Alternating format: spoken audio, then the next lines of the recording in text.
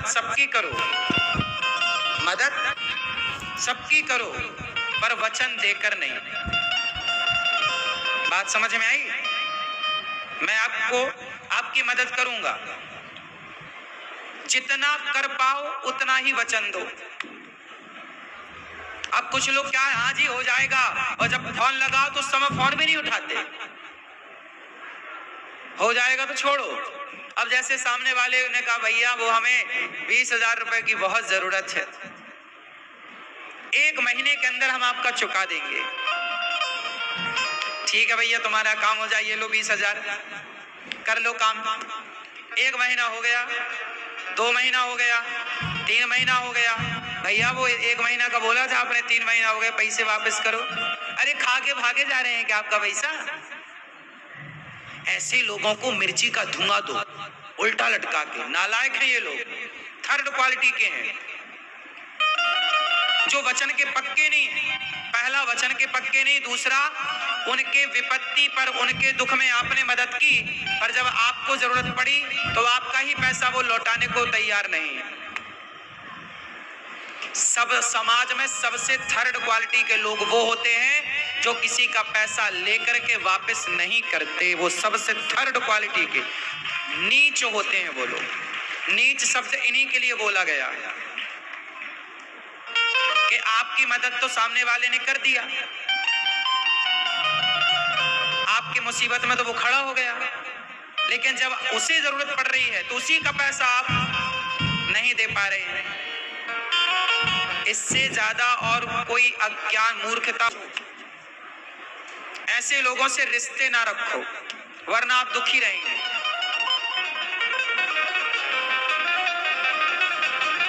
गांव में कहावत है हमारे, रिश्ता भाई भाई का और हिसाब पाई पाई का। रिश्ता रिश्ता रिश्ता भाई भाई का और हिसाब पाई पाई का।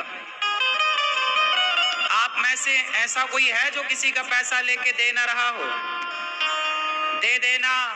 यदि तुम किसी का पैसा खा के मर गए तो अगले जन्म में उसका कुत्ता बन के या बैल बन के चुकाना पड़ेगा तुम्हें। चुकाना तो तुम्हारे बाप को पड़ेगा, उसके घर का नौकर बनना पड़ेगा, तुम्हें कुत्ता बनना पड़ेगा, क्योंकि ईश्वर के हिसाब किताब बिल्कुल पक्का है। मैं आपको एक बात और कह दूं, किताब करके मरो बिंदास।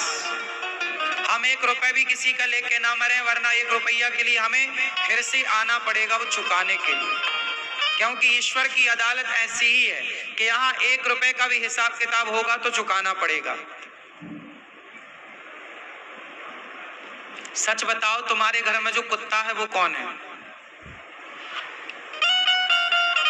फ्री में तुम्हारी तकनवारी क्यों कर रहा है? जरूर ये पिछले जन्म में तुम्हारा पैसा खाया होगा। कुत्ता इतनी ईमानदारी से काम क्यों करता है? वफादार होता है? अब तो होना ही पड़ेगा, तुमने खाया है पैसा, तो अब इस जन्म में कुत्ता बन के तुम मालिक के घर भौंक भौंक के चुका रहे हो। तो आप भी कुत्ता बनना चाहें तो पैसा खा के मर जाना, और कुत्ता नहीं बनना, मरने के पहले चुका देना। हाँ या ना? आपने लिया किसी का पैसा? देना, सच बोल रहा हूं।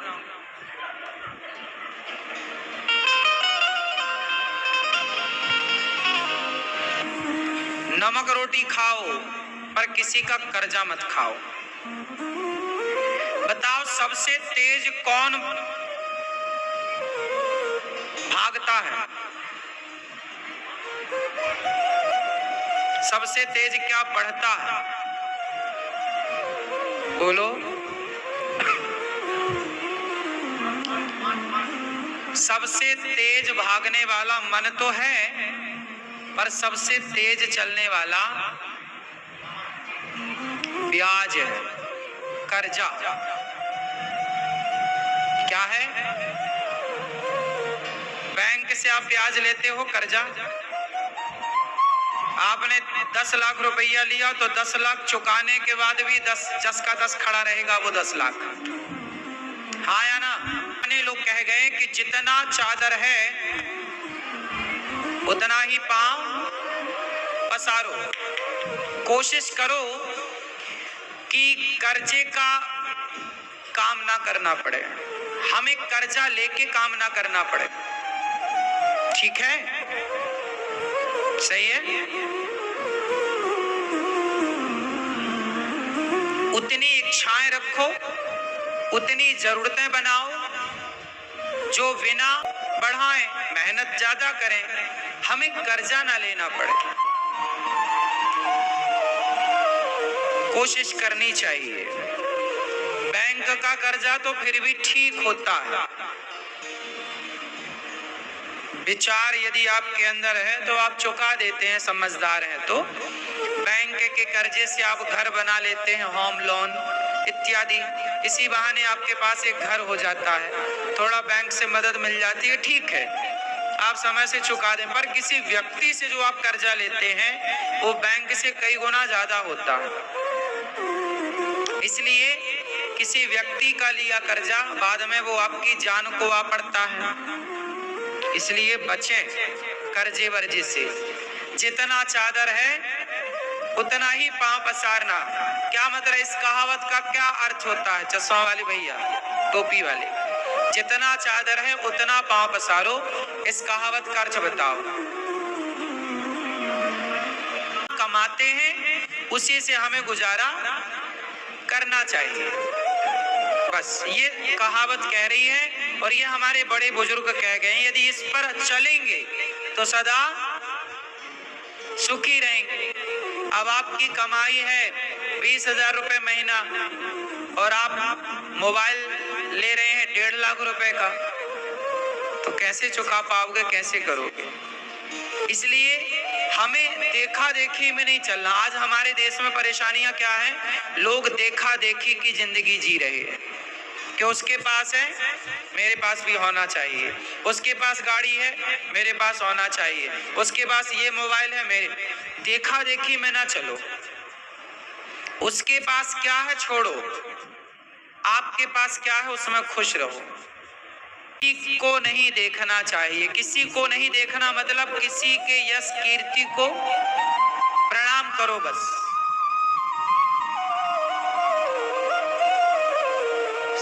बराबरी हम किसी से ना करें अपनी, हम अपनी लाइन आगे करें।